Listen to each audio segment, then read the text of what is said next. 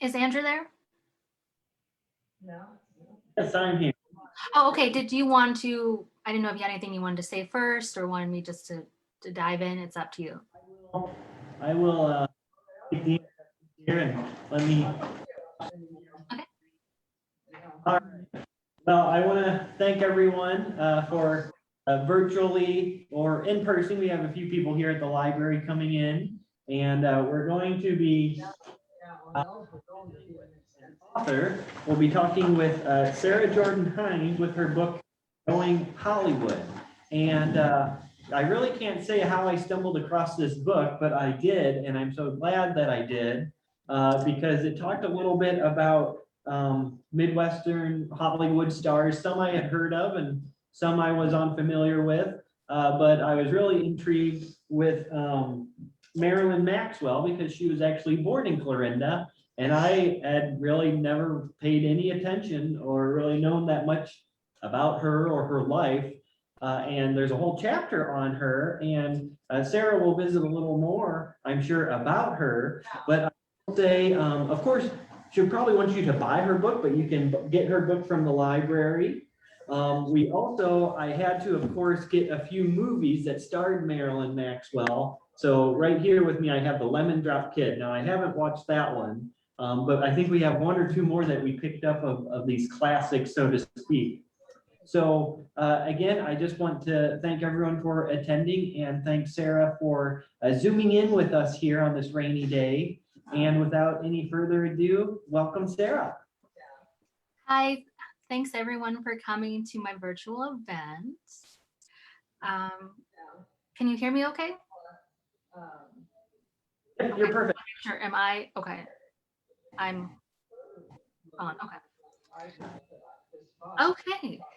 So I'll just start a little bit about my background first, and then we can kind of dive in from there. I think it helps if the rest of you can, just put it on mute, just to minimize the background noise.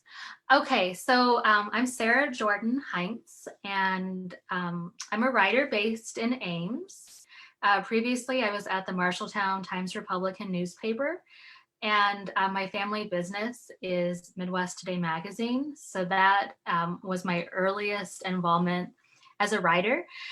In fact, KMA in Shenandoah runs our Midwest Today radio edition, and they have for over 20 years. So you may already be a little bit familiar with the content of our magazine. So the content of this book, my book, all began as magazine articles in Midwest Today.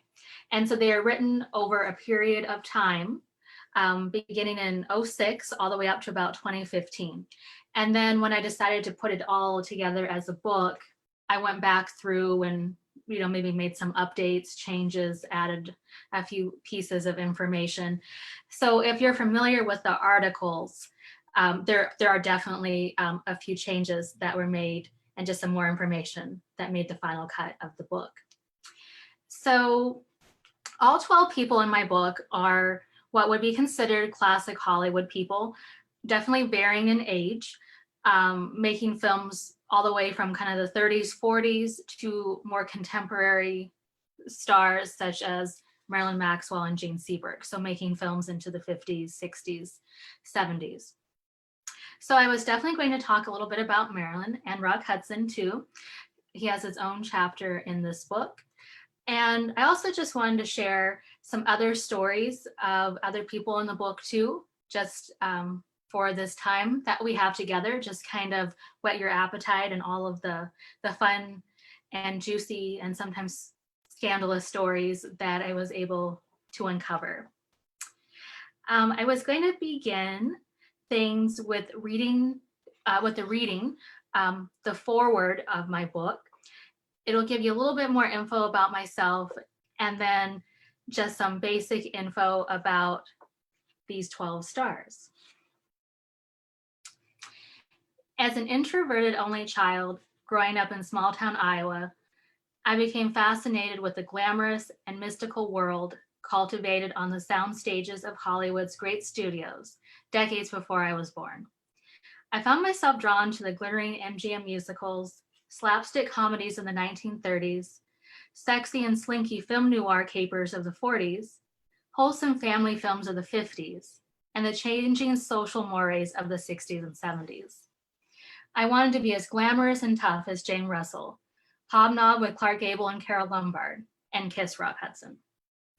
There was something captivating and enticing, and all the while familiar, about sitting in a darkened room watching black and white films fill the screen with old automobiles, Art Deco furnishings, men in fedoras, and ladies in fanciful hats, and a cigarette always at hand. Intimate gatherings required hiring a hat shack girl and booking an orchestra to perform in your garden. People evinced refined manners. Women wore sublime gowns designed by Adrian. The men were debonair, open doors for ladies, and never swore in mixed company. The simplicity, even predictability of some of the plot lines not only appealed to the proverbial little old lady from Dubuque, but captivated me as well. I couldn't get enough. As I matured, I realized the films of the studio era, moving into the 1960s, were the product of censorship and outside pressure to shoot movies with morals to the story, free of profanity and blatant sexuality. They were made to reflect a more innocent period in our nation's history, when doing the right thing was the rule, not the exception, and honesty was exalted, not abandoned as it is today. I revel in modern day portrayals of television and film characters with more realism. Women swear, people have sex, marriages crumble, the bad guys sometimes win. Yet I find myself beckoning back to that golden age time and again. No matter how long it's been since I popped in a DVD or tuned into Turner Classic Movies, there they are. Like long lost friends you can resume a conversation with, though so many years apart. For over 25 years, my family has published the glossy regional magazine Midwest Today. When I was 15, I became interested in assisting my father plan out the magazine and try my hand at article writing. Every issue, and notable from the Heartland, graces the cover, with a well-researched profile found inside. I decided to merge my love of classic films with our Midwest-based format and came up with the concept of profiling a movie star from the past, born or raised in a Midwestern state. This is what I hope to be the first in a series of books profiling famous people from Mid-America. So this book chronicles 12 Hollywood legends, all from America's heartland. So the book kicks off with a profile on Clark Gable, best known for his portrayal of Rhett Butler and hailed as the king of Hollywood. He went from a day laborer on a farm in Ohio to cinematic royalty. The rugged He-Man image he projected on celluloid was genuine to a certain extent. He enjoyed hunting, fishing, fast cars, and had worked manual labor jobs. But fans didn't know of Gable's intellectual interests, only about his suave playboy ways. He wed his soulmate, actress Carole Lombard, only to lose her 3 years into their storybook marriage. More than anything, Gable wanted to be a father, yet he would never know his 2 children. Comedienne Carole Lombard, a stunning blonde from Indiana with impossibly high cheekbones, was known as the Hoosier Tornado. She never grew out of her tomboy tendencies, even after she became a highly sought-after, glamorous leading lady. She hunted, fished, played sports, swore like a sailor, and was known for her love of practical jokes. Above all else, however, she was devoted to her great love, Gable. Loyal to her country and the cause of defeating the Nazis, Lombard set off on a war bond selling tour in 1942, never returning home alive. Long before blonde bombshells Marilyn Monroe and Jane Mansfield capitulated to superstardom, there was Kansas City, Missouri native Jean Harlow. Her sexy figure, bleached locks, and feisty speech made her one of the most popular movie stars of the 1930s, but her sensual image concealed her deadly health problems. Spencer Tracy, born and raised in Milwaukee, Wisconsin, became a beloved film star due to his natural acting abilities and relatable average Joe persona. He made moviegoers believe They weren't watching a scripted scene shot on a soundstage, but rather were in the presence of Spencer Tracy, just being Spencer Tracy. In reality, he was the embodiment of Catholic guilt, a man who suffered from alcoholism, insomnia, and insecurity. Michigan City, Indiana native Anne Baxter is best known for her role as the conniving Eve Harrington in the 1950 film All About Eve. From the infamous Anne Baxter-Betty Davis feud to motherhood in the Australian outback, to being the granddaughter of famed architect Frank Lloyd Wright, Baxter's life story is a colorful bricolage. She won an Academy Award for The Razor's Edge, appeared in the religious epic The Ten Commandments, and enjoyed a 40-year career in film, television, and theater. Jean Seberg had a small-town Lutheran upbringing in the manufacturing city of Marshalltown, Iowa. Despite having no formal acting training, at age 18, she beat out 18,000 other contenders for the role of Joan of Arc in the film Saint Joan. She became the darling of French New Wave cinema with her breakout role in the film Breathless, and appeared alongside Warren Beatty in the psychological thriller Lilith. She lived fast and hard in Europe and was preyed upon by the FBI because of her leftist causes. Brash, ultra-religious, and conservative Jane Russell paradoxically embraced her sex symbol status. Growing up in the northern Minnesota town of Bemidji and marrying young, she was discovered by Hollywood billionaire Howard Hughes, who shaped her image and launched her career with the salacious film The Outlaw. Russell represented liberated and ballsy women making a stand in a man's world. Dorothy Dandridge, America's first interracial movie star, who hailed from Cleveland, Ohio, believed she could have captured the world if she had only been born white. She was an early manifestation of the Black is beautiful mantra, but she was never able to break free from the crushing hands of racism and sexism, both on and off the big screen. Winnetka, Illinois native Rock Hudson made women and men swoon whenever he entered a movie scene. In 1957, he was voted the #1 name power star, and his movies with Doris Day captured the essence of the changing sexual mores of the late 1950s and early 1960s. Hudson led a private existence, shunning fans and the press, and living with a secret he desperately desired to take with him to the grave. Clarinda, Iowa may be best known as the hometown of swing king Glenn Miller, but a perky comedic blonde named Marilyn Maxwell grew up in the small town during the Roaring '20s. A popular big band singer, USO performer, and movie actress, she was known on the Paramount lot as Mrs. Bob Hope.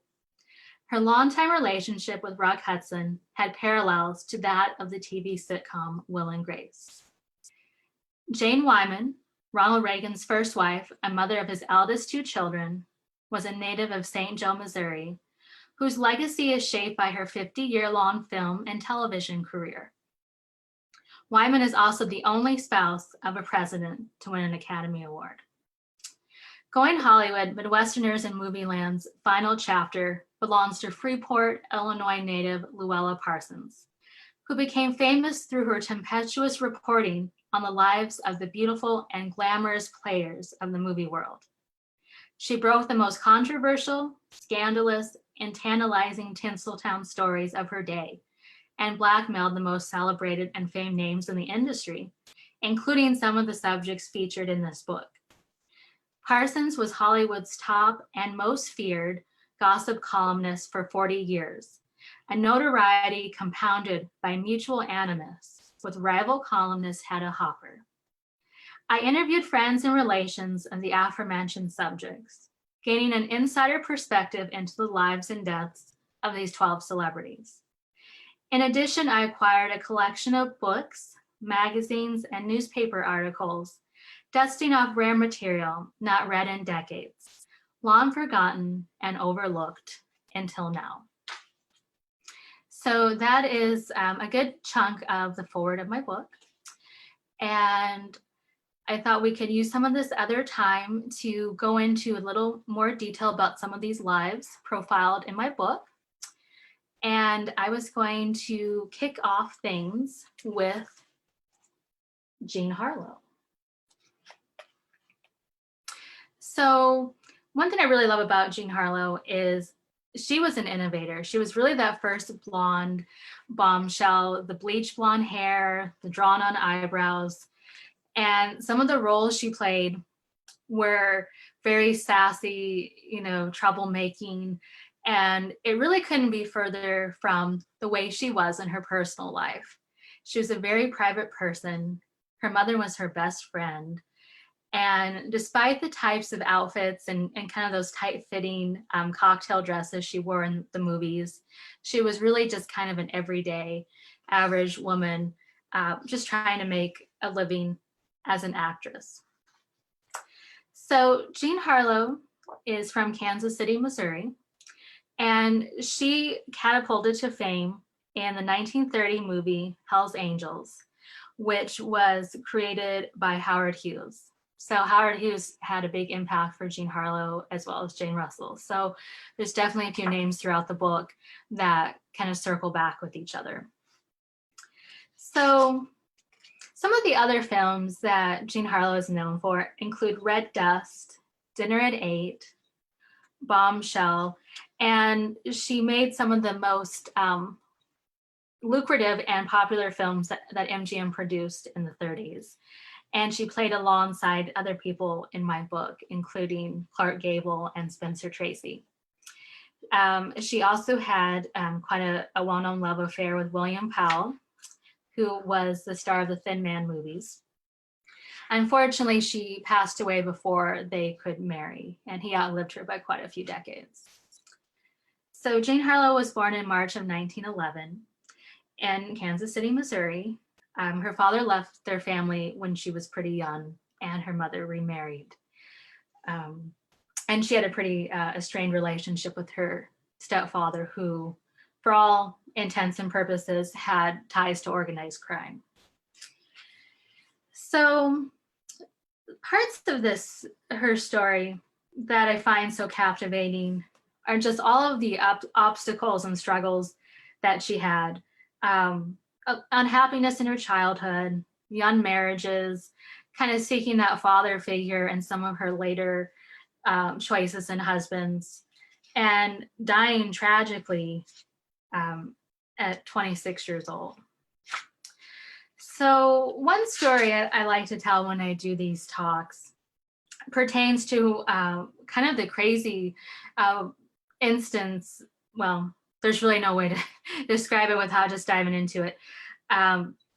Jean's second husband was named Paul Byrne, and he was quite a well-connected executive at MGM at the time that they got married. And they got married in 1932. Jean was 21 years old, and Paul was 42. So again, kind of that seeking that older, wiser male influence in her life. He was born in Germany and was, as I said, a well-known executive at MGM. It was their first wedding together, but Jean was not technically his first wife. And that is where the scandal and the fallout began. So not long after they got married, I moved to Benedict Canyon, which was kind of one of the elite places to live in Los Angeles. Paul was found dead. And the night of his death, Jean was staying with her mother and was not around. He was found the next morning by their housekeeper and butler. So it was immediately ruled a suicide. And the MGM, the thing to remember about this time of the golden age of MGM is they were so big that they had their own police department. And a lot of times they would be the people first called to the scene if there was trouble, especially if it pertained to one of their top money-making stars. So the MGM brass, including Irving Thalberg, wanted to get to the scene right away. So it was very much presented as a suicide, even though the note left at the scene was very odd. So what ended up happening is his brother soon after revealed to the press that he had a common law wife who was much older and was living out on the East Coast in what can only be described as a mental hospital. So Paul and that common law wife had a rendezvous right before his death. She came out for a visit, and from all that can be pieced together, something transpired, perhaps an argument of some sort, and she shot him. She was never charged with any crime because a few days later they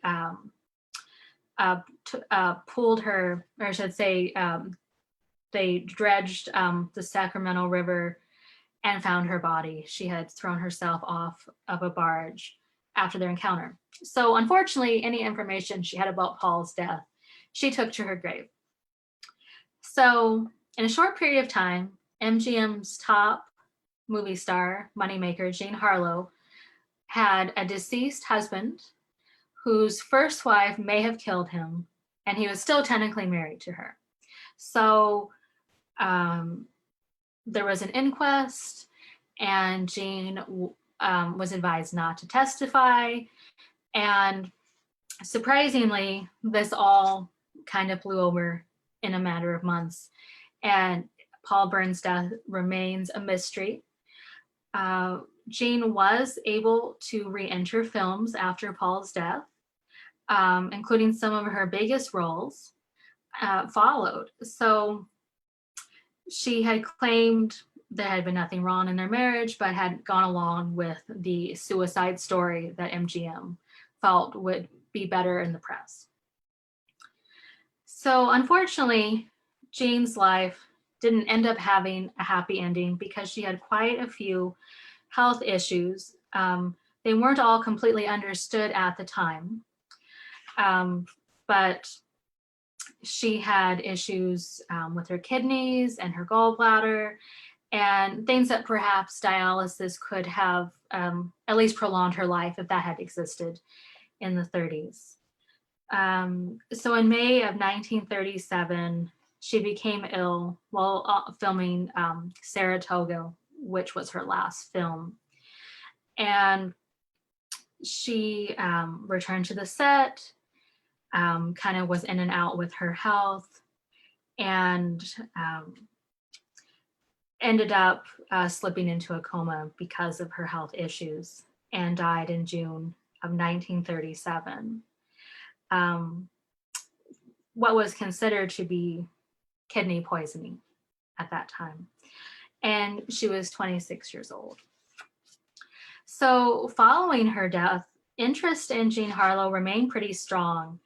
In 1965, there were actually two made-for-TV movies that came out about her life, and biographies, things like that, that kind of made her research. And then of course the blonde bombshells like Jane Wyman or Jane Mansfield and Marilyn Monroe sort of following in her footsteps. So Harlow remains quite the cultural icon.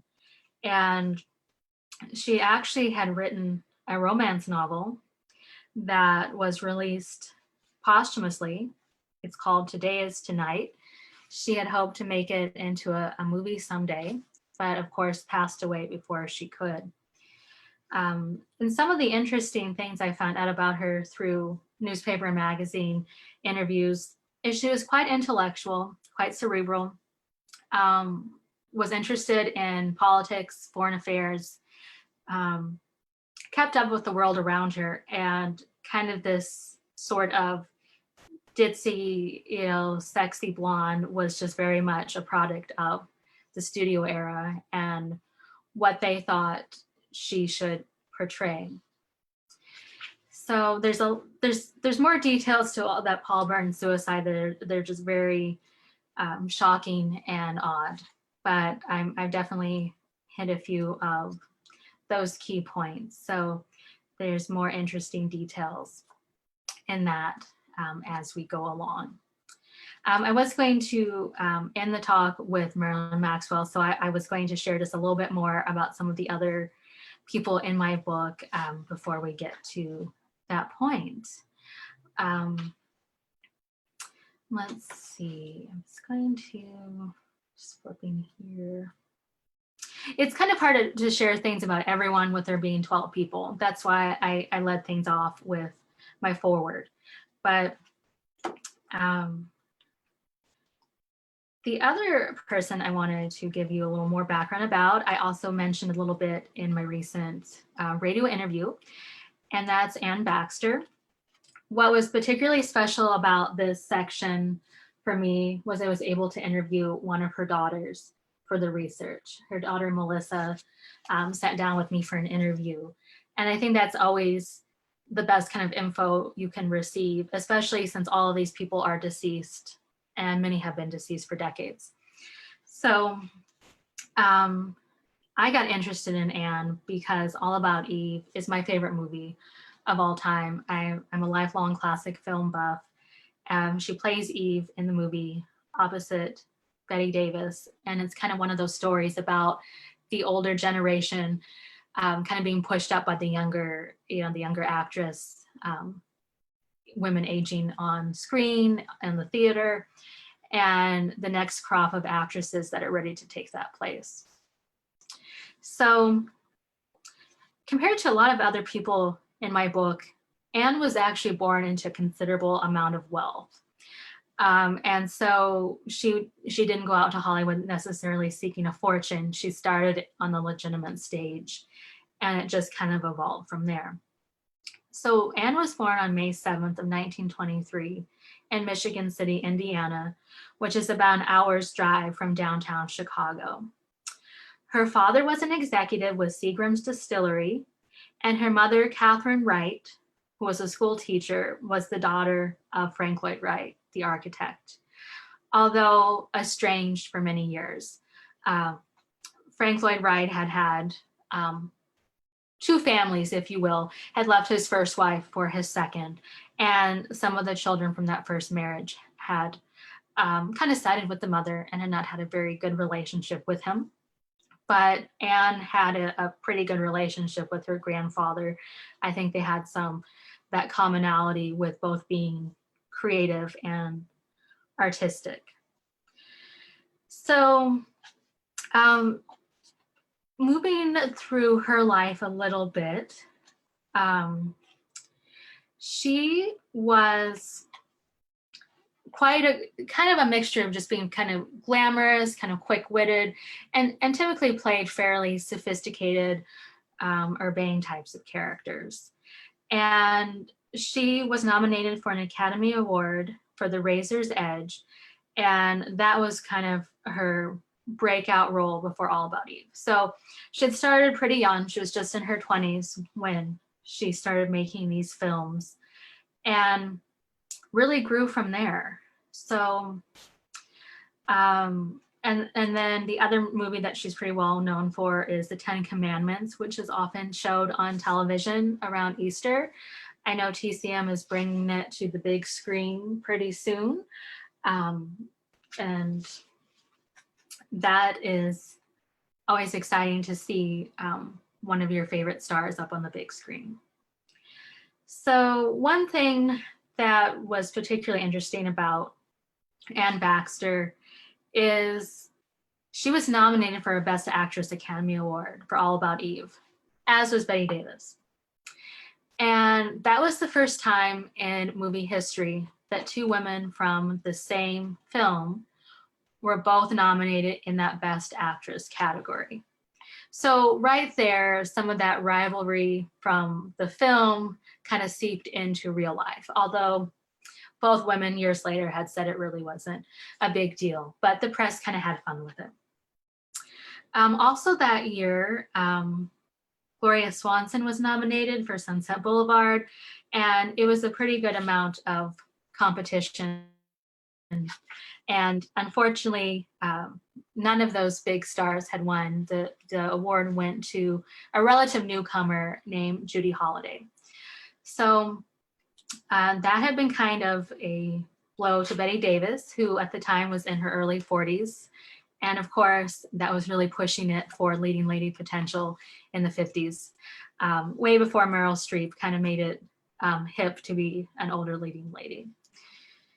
Anne did take what she called in her autobiography an intermission from her career. She fell in love with a rancher from Australia and decided to move out there with him. And she took her young daughter, Melissa's older sister, with her, and then ended up having 2 children. She wrote extensively about that time in Australia, saying things were just very primitive, you know, not necessarily having steady electricity or a reliable water source, and just quite a primitive change from kind of the affluent childhood she'd had, and of course living out in Hollywood. But in talking to her daughter, Melissa, I found it very interesting that movie stars of this era, 50s, 60s, they made decent livings, but they weren't getting those, you know, $10 million movie contracts that you hear about today. Anne did her own laundry, washed her own dishes, just very unpretentious, you know, nice homes, but not those palatial estates that a lot of the more contemporary stars have today. That marriage ended up not working out, and Anne did return to films in her 40s. And again, that was kind of pushing it in terms of, you know, she left and she wanted to come back. And she was able to find some success back in Hollywood and also made some television appearances. And she unfortunately, I'd say, died fairly young, just in her 60s, and was actually buried at one of Frank Lloyd Wright's estates. So always had that connection with her grandfather. Had some estrangement from her daughters too. Her career was really first. She was definitely one of those actresses that relied on nannies and kind of people to help in the domestic departments.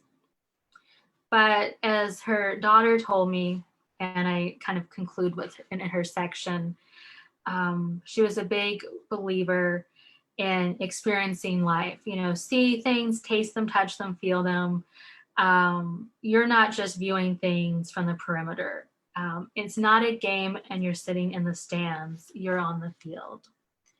So she's definitely one of my favorite actresses, maybe not as well known as some of the other people in my book, but definitely made quite an impact on Hollywood with a lot of her very, like I said, glamorous, sophisticated roles that really ran the gamut from tearjerkers to mysteries, Westerns, comedic roles like that.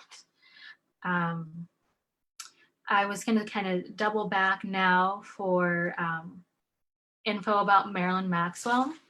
So I had originally conducted some research on Rock Hudson and knew that I wanted him to be profiled at some point. And I'd heard of Marilyn just kind of in passing, being a classic film buff. You kind of know a lot of names, but maybe haven't seen everyone in a film before.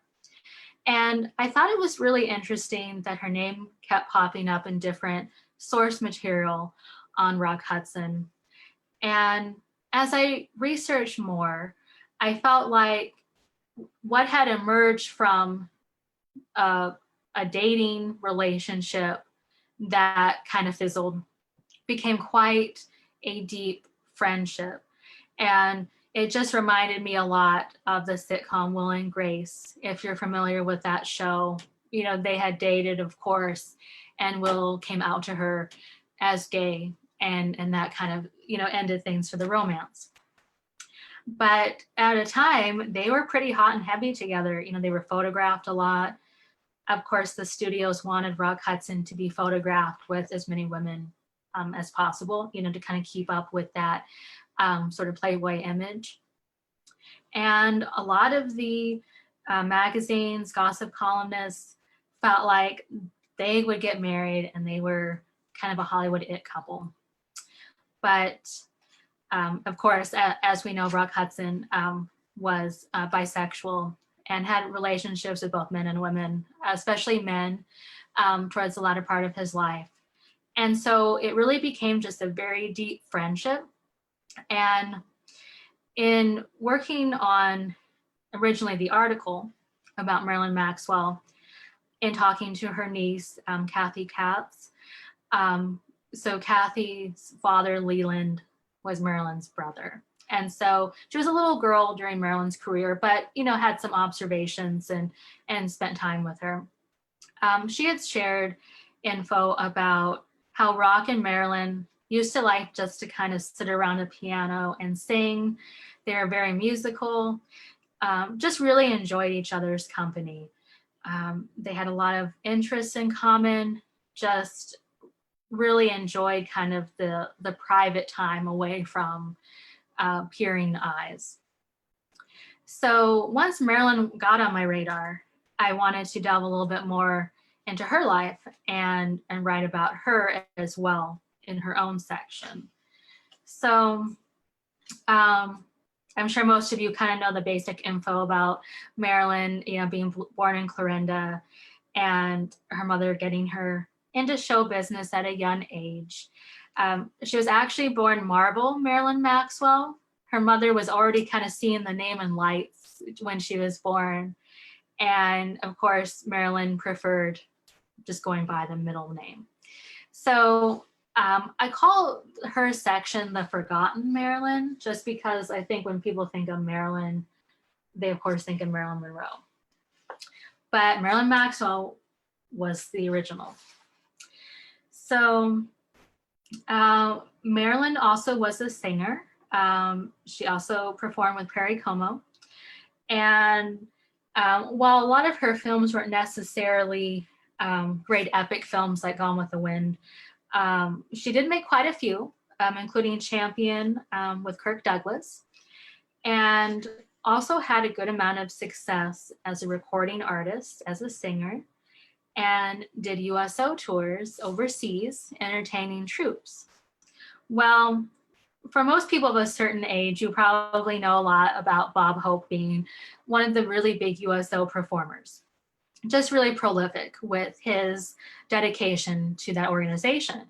And so that is how Marilyn met Bob Hope, was through those USO performances. And of course, it wasn't uncommon for Hollywood stars to, you know, step out of their marriages.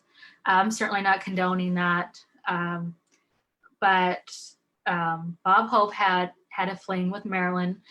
And it was one of those things that broke in the gossip columns. You know, will he divorce Dolores? What's going on? Is this going to be a lasting relationship? And some of that pressure from the press was potentially damaging to Bob and Marilyn's careers. And that relationship was broken off. And Marilyn also dated Frank Sinatra at one point. If you know anything about Frank Sinatra, he dated a lot of women. So that alone is not necessarily that extraordinary. He had quite a lifestyle of spending lots of time in, you know, nightclubs and taking women out.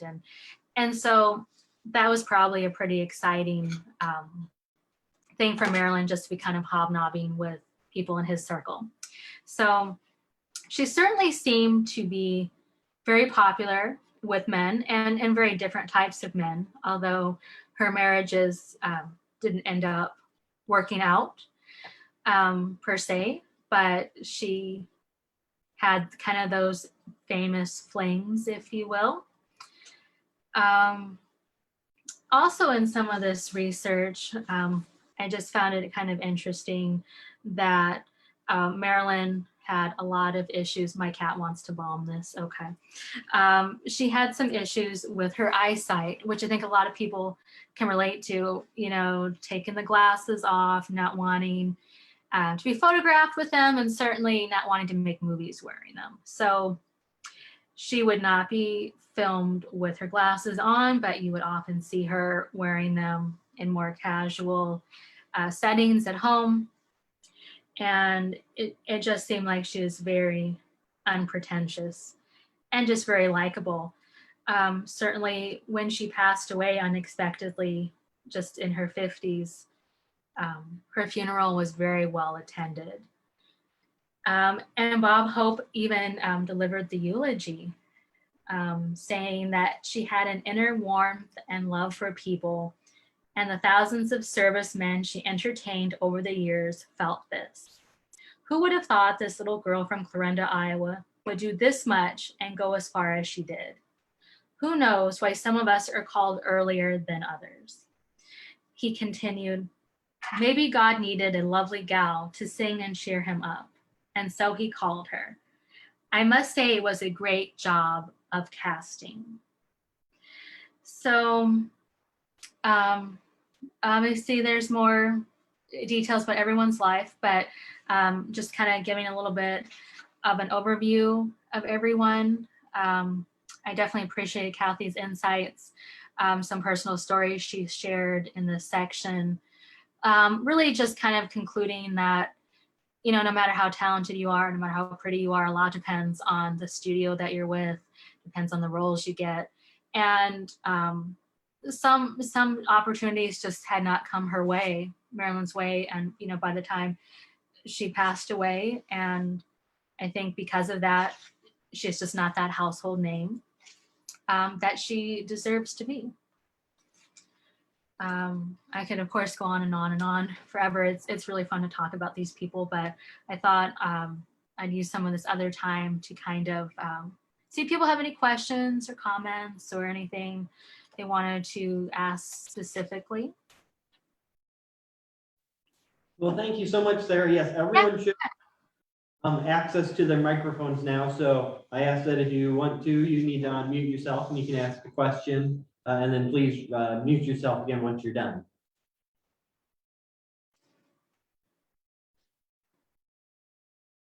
I had one. Yeah. How long did Marilyn actually spend in Clarinda? That is a good question. Let me check. I think it was definitely one of those things where she moved pretty young. She did spend some time in Des Moines performing. I do know that. So definitely kind of some Iowa connections there. And in Omaha too. When was she born? So she was born in August of 1921. Some sources had said 1922, which was a little confusing during research. I did find that wasn't necessarily unusual. A lot of times the studios like to shave an age or two off of their leading lady's age. So it can make it a little tricky to pin that down. But just in talking to people locally, it does sound like 1921 is kind of the year that people go with. And so that would be, this year would be her 100th birthday, which is kind of fun. Kind of getting back to your question, her parents had divorced young. She debuted at age 3, doing theater in Omaha, took dance and singing lessons, started on the radio in Des Moines. And when she was 15, they moved to Indiana. So it does sound like she spent those early years, at least, in Iowa. My dad was born in 1920. He always told me that he maybe wasn't necessarily a schoolmate of hers, but I mean, he was aware of her at the time. Mm-hmm. Yeah, it's always interesting to hear those kind of connections, right? You know, kind of going back to what I said earlier about I'd worked at the Marshalltown Times-Republican newspaper prior to moving here to Ames. So Jean Sieberg became kind of a pet project for me since she was from Marshalltown.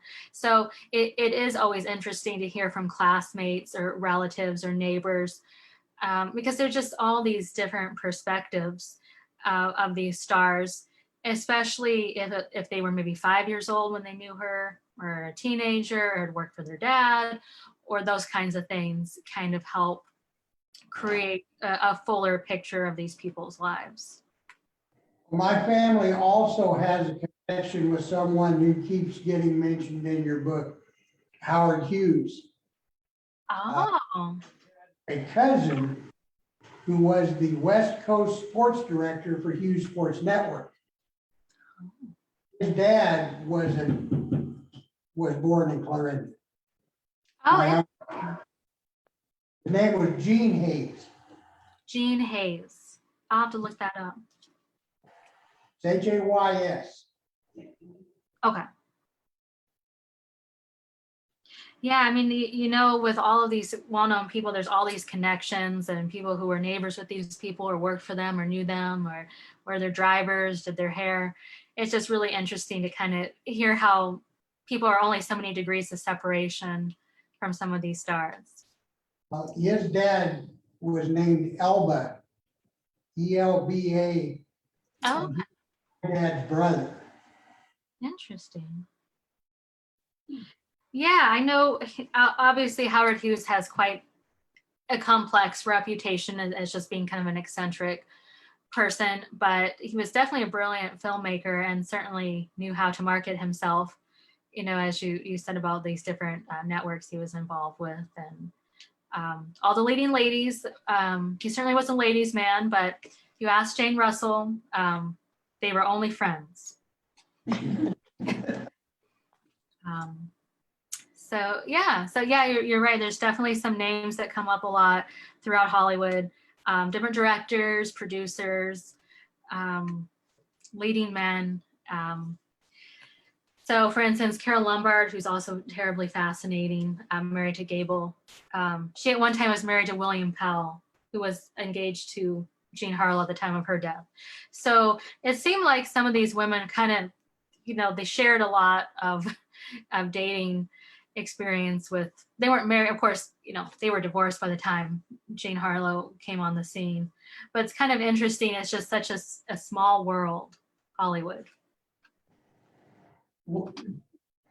Men like William Powell, were they considered playboys then because they dated so many stars? And if so, what were the women considered? Yeah, that's a really interesting question. William Powell made a lot of movies. I'd mentioned the Thin Man series, which were a series of detective movies he made with Myrna Loy. So he had a very sophisticated image. He started making films as kind of the bad guy, you know, with like the little thin mustache, and then it kind of graduated to more serious, or at least, you know, more leading man roles. So he and Carole Lombard did remain friends after their divorce. They were a little mismatched, definitely. He was very intellectual. She was definitely a little more kind of a party girl. And then, of course, Jean Harlow, even younger than William Powell. So it's kind of hard to say why he was so attracted to these younger stars. But yeah, I mean, I think men definitely can get away with that more, dating someone, you know, 20 or 30 years younger than women can get away with that. I did find it interesting about that William Powell. He'd actually had cancer. I think colon cancer during the time he was with Jean Harlow. And at the, you know, in the 1930s, having a cancer diagnosis was probably even scarier than it is today, just with, you know, what's available for treatment. But he did end up outliving a lot of people. His last wife was also considerably younger, and he died in the 1980s.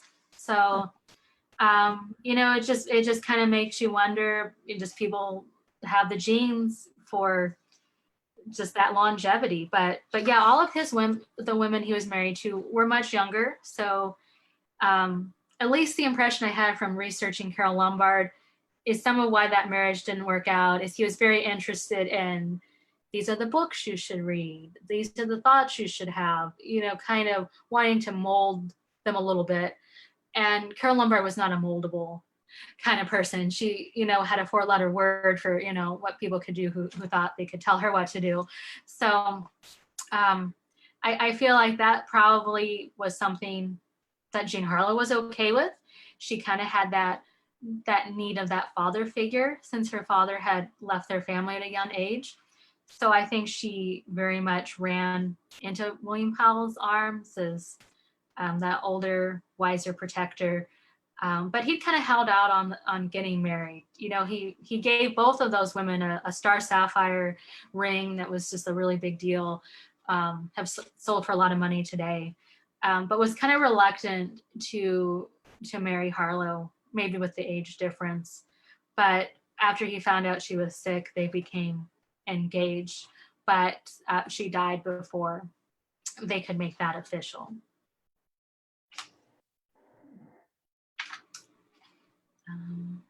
I was just going back through a little bit. I forget the exact year William Powell died, but it's definitely kind of interesting to see kind of how people move on. They go on with their lives.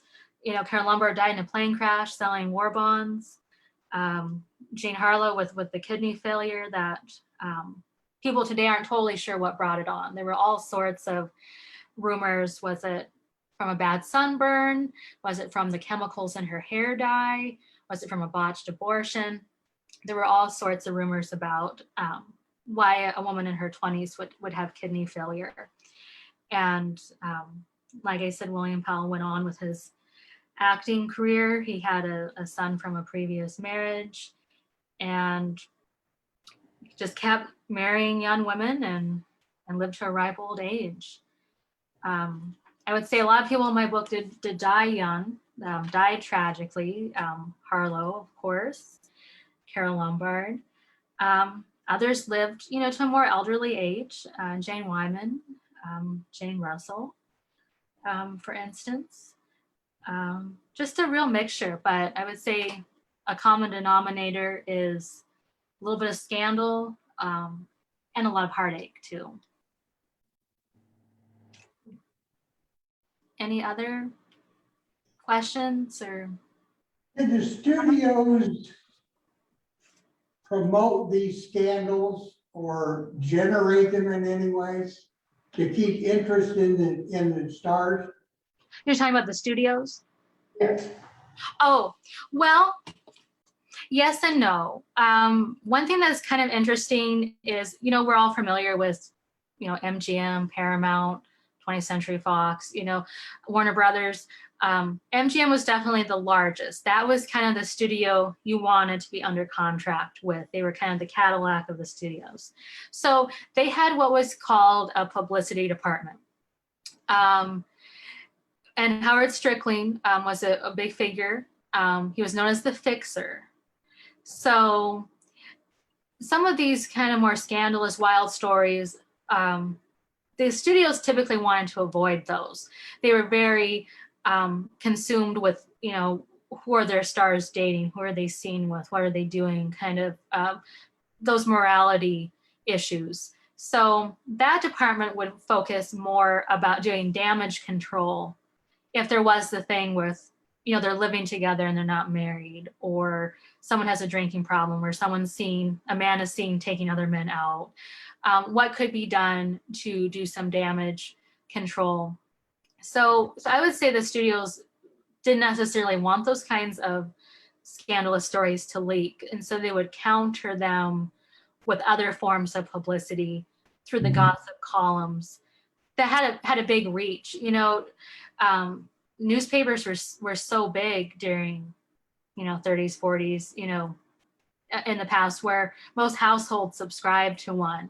So the studios were very careful about what their stars said, the types of interviews they conducted, and definitely wanted to be on good terms with Louella Parsons and Hedda Hopper and some of those other gossip columnists.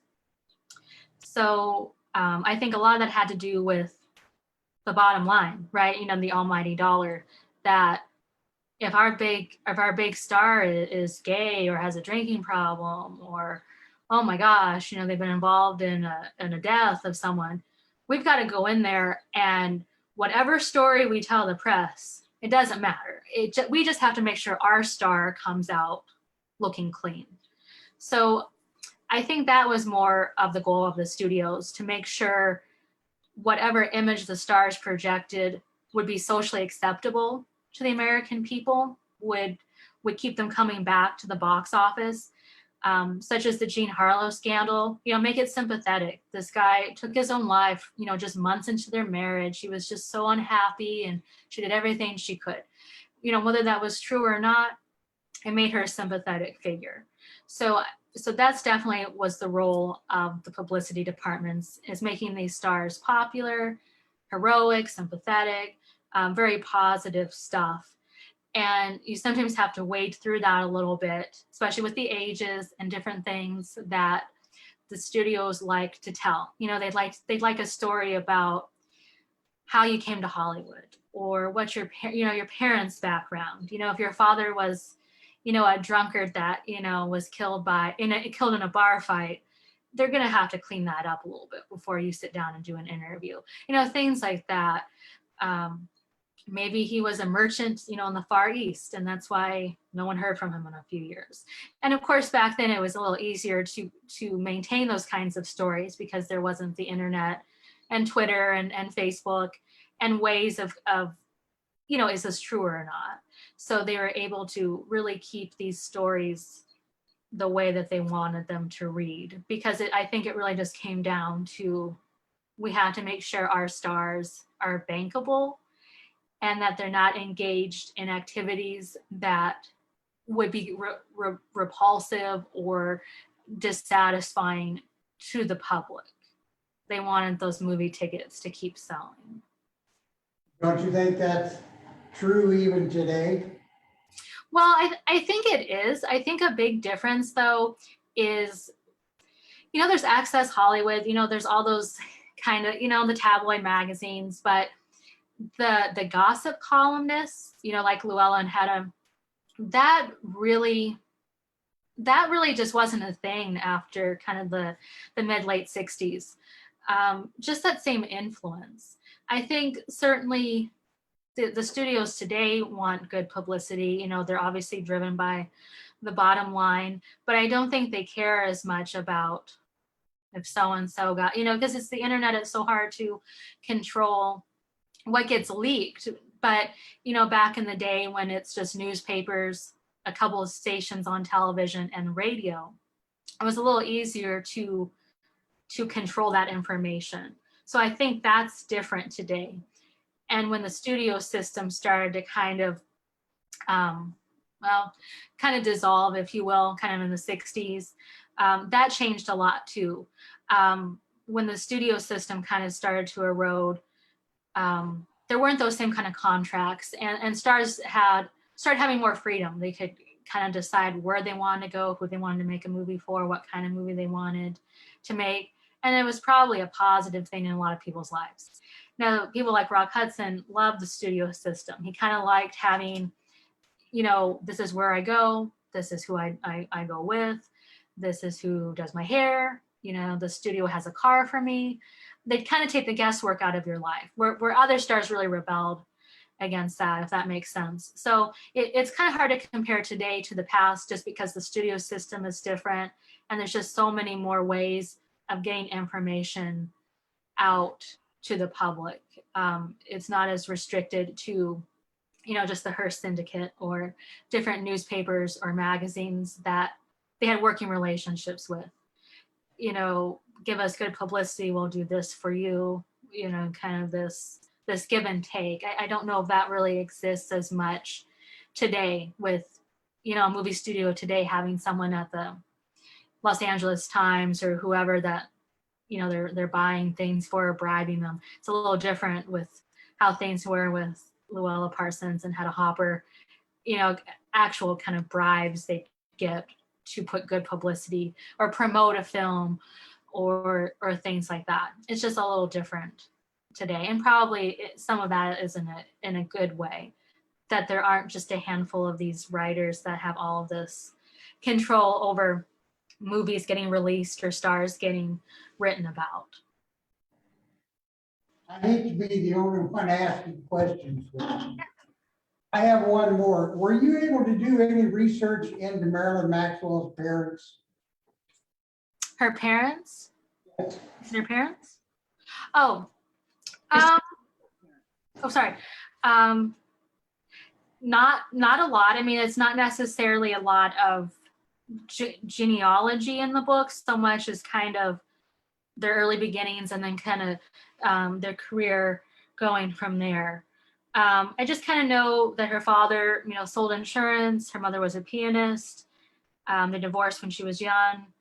And it certainly sounded like her mother, Anne, was kind of that proverbial stage mother, very interested in getting her daughter the acts and getting her booked and getting her in plays and kind of pushing her into things a little bit.